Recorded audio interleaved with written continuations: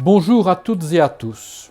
Aujourd'hui, dans notre petite présentation télévisuelle de la bibliothèque du CG Soma, nous allons nous attaquer à un gros poisson, plutôt à un gros requin de la vie politique belge, Léon de Grelle.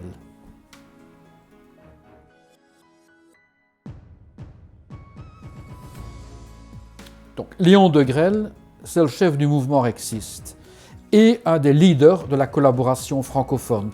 C'est sans doute la figure la plus connue de la collaboration francophone en Europe. Il a commencé sa carrière politique au début des années 30 et il a collaboré à fond avec l'occupant allemand jusqu'à devenir un SS et à connaître, en raison de son engagement politique, un très long exil dans l'Espagne, franquiste et post-franquiste, un exil d'une 50aine d'années.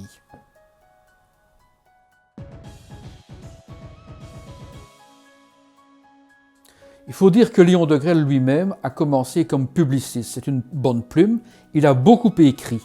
Et il a commencé, au début des années 30, par écrire une série de pamphlets contre les ennemis de la famille chrétienne en général et du Parti catholique de Belgique en particulier.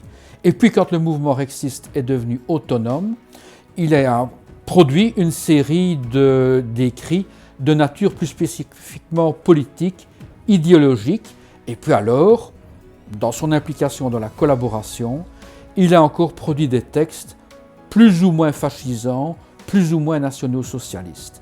Et au cours de son long exil, il a produit une série d'ouvrages à caractère justificatif et il a poussé jusqu'au révisionnisme, jusqu'au négationnisme du judéocide pour excuser en quelque sorte son engagement politique ou pour expliquer son engagement politique. Donc, dans la masse de ses écrits, il y a bien entendu, au début des années 30, tous les pamphlets qu'il a écrits, sur tout et sur rien, sur les flamingants, sur va-t-on rôtir les morts, contre l'incinération. Et puis il y a ses écrits plus spécifiquement politiques du cœur des années 20, 1935-1940, comme le message de Rex, l'idéologie de Rex.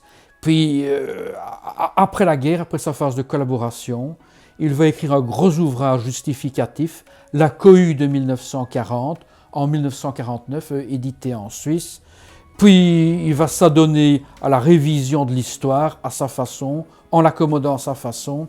Et tout à la fin de son existence, au début des années 90, par une sorte de clin d'œil, il va s'efforcer de mouiller son copain, son ex-copain Hergé, en prétendant, dans un ouvrage encore à caractère vaguement pamphlétaire, qu'il a servi d'inspiration à Hergé pour créer le personnage de Tintin.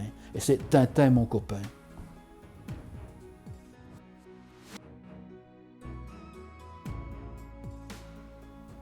Naturellement, un monstre sacré ou un sacré monstre de la vie politique belge a inspiré les historiens, mais surtout à partir des années 70, assez tardivement, avec l'ouvrage de Jean-Michel Etienne sur le rexisme avant 1940, avec les écrits de Frérot, de Martin Conway, qui est le meilleur ouvrage d'un Anglais écrit sur de Grelle, pour le rexisme de guerre, par des auteurs même néerlandophones qui se sont penchés sur de Grelle. Nous avons tout ça au centre. Nous avons des dizaines et des dizaines d'études sous forme de livres ou sous forme d'articles consacrés à Léon de Grelle. Donc n'hésitez pas, si vous êtes intéressé par ce personnage, à venir faire un petit tour dans les collections de notre CG Soma.